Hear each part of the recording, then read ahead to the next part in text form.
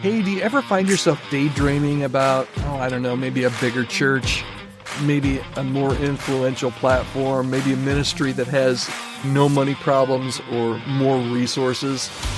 It's a common temptation, especially when the challenges in your current role seem absolutely overwhelming. But what if the key to a fulfilling ministry isn't just about finding a perfect place, but about making your current place really great? We're going to talk about that today here on the Healthy Church Staff Podcast. Thanks for joining me. My name is Todd Rhoades. I'm one of the co-founders over at chemistrystaffing.com, and I'm your host right here on the Healthy Church Staff Podcast.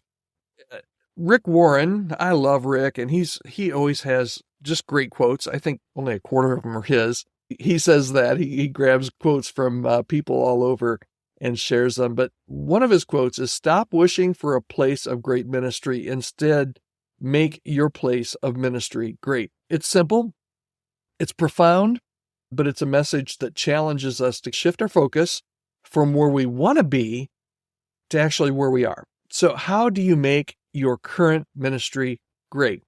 A lot of times it just starts with a shift in perspective. Instead of seeing limitations as roadblocks, maybe you look at those limitations as opportunities for creativity and innovation. Remember, some of the most impactful ministries were born out of scarcity, not abundance. I think it's Craig Groeschel that says every big innovation that they've ever had has come out of scarcity.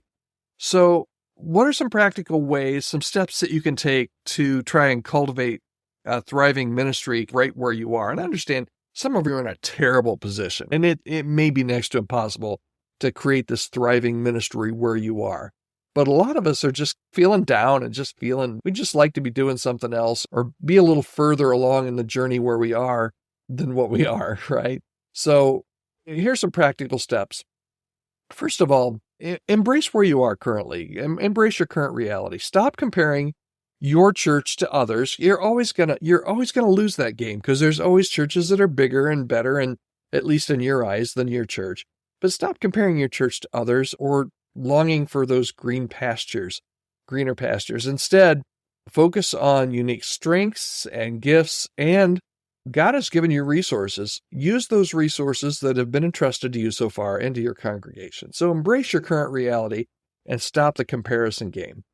Second of all, love your people really well. Ministry is ultimately about people. Invest in relationships, listen to the people's needs, serve them with love and compassion.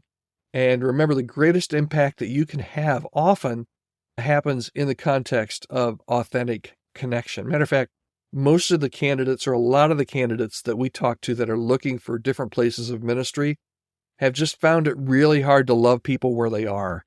And I get it, man. People are difficult, and loving people is difficult sometimes. But when it's in your power, and even when it's not, try ultimately to invest in relationships and invest in people. Okay, so love your people. Lead with passion and vision. Don't just go through the motions.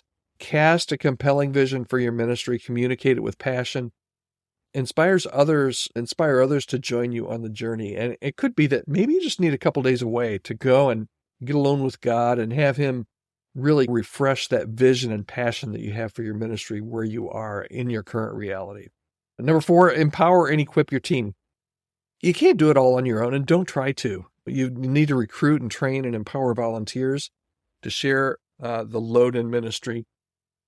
And it takes time. You need to invest in their development. You need to create a culture of collaboration and shared ownership. But just having other people on your team, other people to love, and this goes with relationships too, other people to love and other people to help you hand in hand do ministry from a volunteer standpoint is huge. And then lastly, celebrate big wins.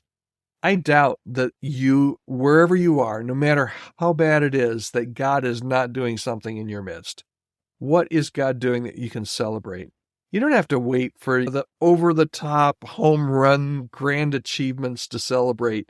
You can recognize and appreciate small victories along the way. And this will help build momentum. It'll help boost morale.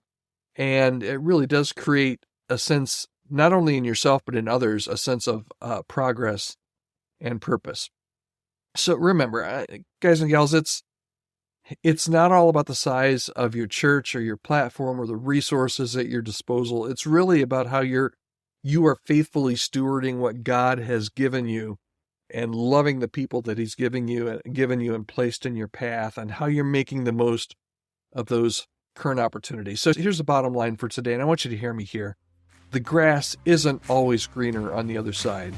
The grass is greener, as Rick says, the grass is greener where you water it. So invest your time and your energy and your passion in your current ministry, and you might be surprised at how quickly things can begin to thrive and change and be impactful, and how much more fulfilled you will feel right where you are, right where you're playing.